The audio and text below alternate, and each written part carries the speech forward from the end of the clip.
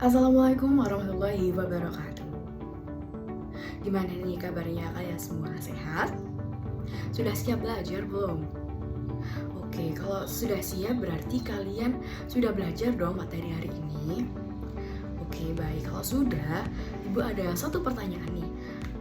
Apakah semua zat yang mengalami perubahan itu bisa kembali ke bentuk semula? Ya, betul.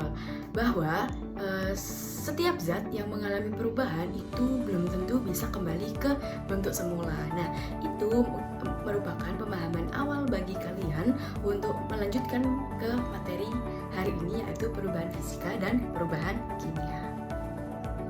Nah, coba kita ingat-ingat ke materi sebelumnya. Materi sebelumnya kita sudah mempelajari tentang 3 jenis zat. Ada apa saja?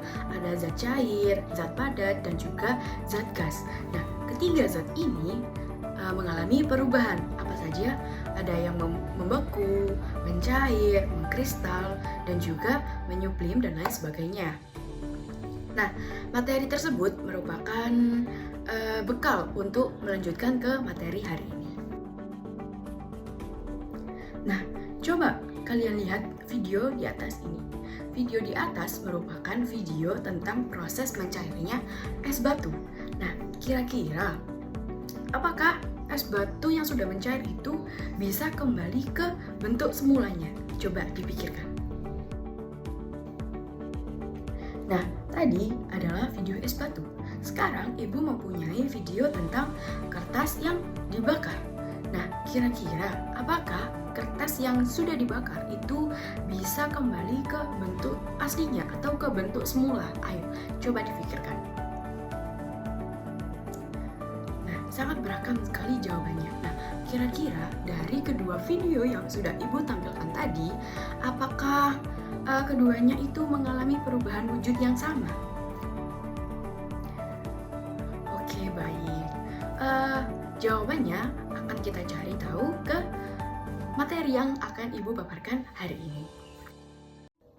Nah, sebelum itu tujuan pembelajaran hari ini yaitu peserta didik dapat menganalisis ciri-ciri perubahan fisika dan kimia dengan tepat.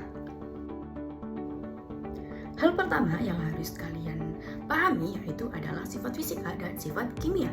Sifat fisika itu sifat yang hanya berhubungan dengan kenampakan atau sifat suatu benda atau suatu zat. Nah, sedangkan sifat kimia itu adalah sifat yang berhubungan dengan reaksi-reaksi kimia yang terjadi dalam suatu zat tersebut. Nah, sifat fisika meliputi ada 5, yaitu wujud zat, kelarutan, warna, kemudian ada daya hantar, dan juga kemagnetan. Nah, selanjutnya sifat kimia. Sifat kimia tadi terjadi reaksi-reaksi kimia, ya kan? Nah, oleh karena itu dia memiliki sifat yang mudah terbakar, kemudian beracun, lalu ada mudah meledak, dan korosi, lalu ada juga pembusukan. Nah, selanjutnya yaitu perubahan fisika. Apa sih perubahan fisika itu? Yang harus kalian ingat-ingat bahwa perubahan fisika itu hanya mengubah bentuk, wujud, ukuran, atau sifat fisiknya saja tanpa menghasilkan zat baru. Kemudian perubahan fisika juga memiliki 4 ciri-ciri. Yang pertama, tidak menghasilkan zat baru. Kemudian yang kedua, hanya merubah sifat fisiknya saja seperti bentuk, ukuran, dan juga warna. Kemudian yang ketiga itu sifatnya itu reversible. Reversible itu artinya bisa kembali ke bentuk semula atau ke bentuk aslinya. Kemudian yang terakhir itu tidak mengubah komposisi zat tersebut. Nah, kemudian perubahan fisika karena wujudnya. Seperti yang kalian lihat di atas ini, nah itu merupakan perubahan wujud daripada cair menjadi padat, kemudian padat menjadi gas, dan lain sebagainya. Nah, itu merupakan contoh perubahan fisika karena wujudnya. Kalau di kehidupan sehari-hari itu seperti contohnya es krim yang meleleh. Lalu ada juga perubahan fisika karena perubahan bentuk. Contohnya itu aluminium yang dibentuk menjadi sendok, garpu, dan lain sebagainya.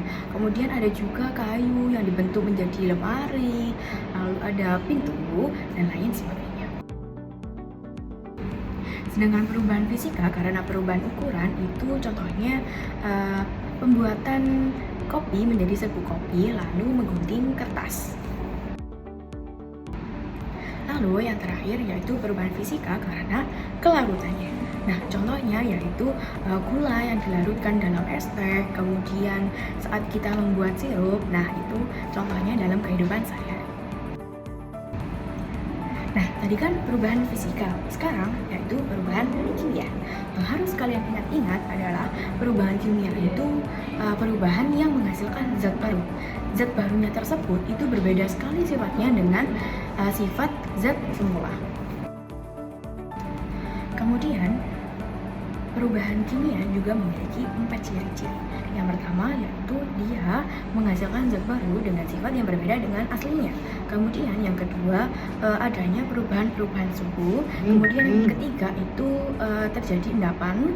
Terus yang keempat itu bersifat irreversible yang artinya tidak dapat kembali ke bentuk awalnya.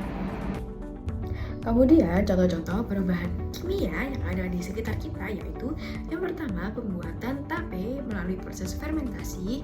Kemudian yang kedua itu ada pembuatan roti yang memanfaatkan ragi.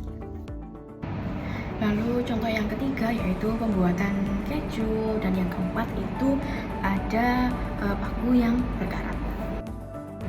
Nah, setelah penjelasan yang Ibu sudah paparkan, coba nih kelompokkan peristiwa-peristiwa yang di atas itu termasuk ke dalam perubahan fisika atau perubahan kimia. Baik, sekian atas penjelasan yang sudah saya paparkan. Semoga bermanfaat. Wassalamualaikum warahmatullahi wabarakatuh.